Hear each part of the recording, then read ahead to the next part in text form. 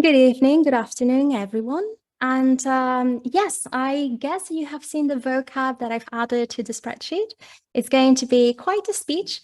I apologize if you ate, if you've already had dinner, if you've already had food, because there's a part of the speech that is a bit yucky, but I hope you enjoy it nonetheless.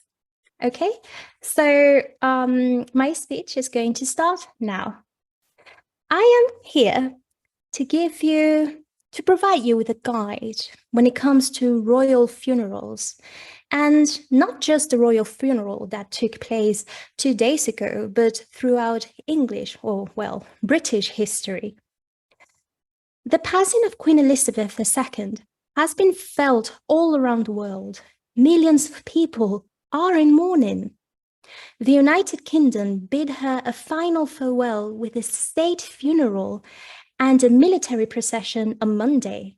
I guess that many of you watched this on TV, live. It was everywhere, on YouTube, on local news, everywhere. Now, hundreds of thousands of people lined the streets while the coffin was being carried to Windsor, where the Queen was laid to rest. And the day began with the last signs of respect from members of the public. I imagine that you also saw on the news that there were very long queues to see the Queen, to say farewell one last time. And it's a spectacle that hasn't been seen for generations. Her coffin was taken in a solemn procession to Westminster Abbey. As the funeral procession entered the Abbey, world leaders, politicians, and foreign royalty stood as her coffin was carried up the aisle, and it was covered in the royal standard with the Imperial State Crown and the orb and the sceptre just on top. About 100 presidents and heads of government joined the 2,000-strong congregation at the Abbey. And for those who were not invited to the funeral, giant screens were put up in cities all across the UK, and some cinemas, some pubs also showed the event. Thousands of people were on the streets. They were gathered in parks around London to listen to the service, and many people were moved to tears. It was a very emotional moment. I imagine that you also saw in the news that David Beckham was crying when he was right in front of the Queen's coffin. However, royal funerals have not been that solemn throughout British history. One example is that of King William I, who you may know as William the Conqueror. He was the first Norman king of England. He became king in 1066 and he died in 1087. And his funeral was unforgettable for all the wrong reasons.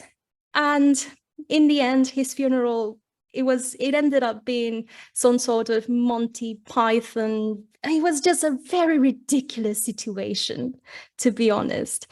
I mean, to begin with, the room in which William I's body laid was looted almost immediately. So people just went in, oh, look, the king's body, who cares? And they just looted the whole place.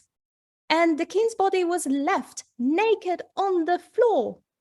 And those who witnessed his death, they just left and took whatever they could with them. And eventually, a passing knight looked at the poor body of William and was like, oh my gosh, this poor fella, I have to do something about it. So he arranged for the body to be embalmed. Well, sort of. I mean, how would you embalm a body back in 1087? And by this time, the body was probably a little ripe, to say the least. And when the monks met the corpse, a fire broke out in town. Just imagine. It's just, I'm telling you, it's unforgettable for all the wrong reasons. And eventually the body was more or less ready for the church eulogies. And when all the mourners were assembled around the king to ask the king to forgive any wrongs that he had done, an unwelcome voice just started shouting, It was a man, and he was claiming that William had robbed his father of the land on which the abbey stood. And the man was like, "You're not burying that guy here because of what happened." So they had to negotiate with this guy until finally compensation was agreed upon. Now, the worst was yet to come, and here I apologize if you've already had dinner. So, William's corpse was very bloated by this point. He couldn't even fit inside the coffin that was made for him.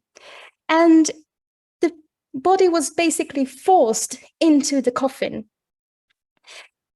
People who were there said that the swollen bowels burst and an intolerable stench just assailed the nostrils of the poor bystanders who were there.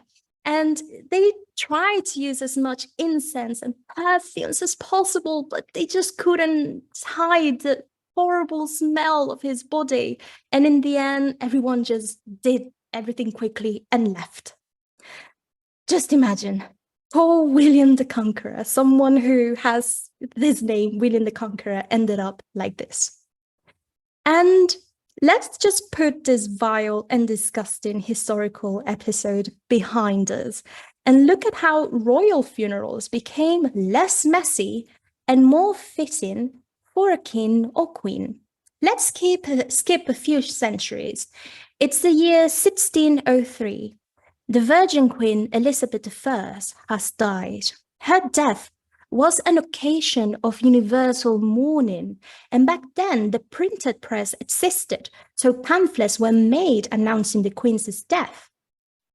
Now, her body was embalmed, and it remained in Richmond for 2 weeks before being brought down the River Thames on a barge, and it was taken to Whitehall Palace to lie in state for another 3 weeks.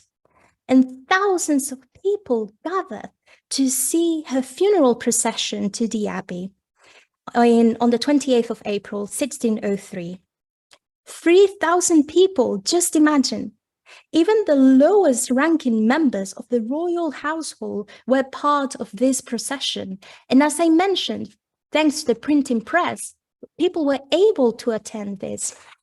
In the end, the procession was watched by 200,000 people, which is more or less the whole population of London back in the day. So Elizabeth I's body was encased in lead inside a wooden coffin, and it was covered in purple velvet. And then the coffin was carried on a chariot pulled by 4 grey horses, and there were 6 knights around her.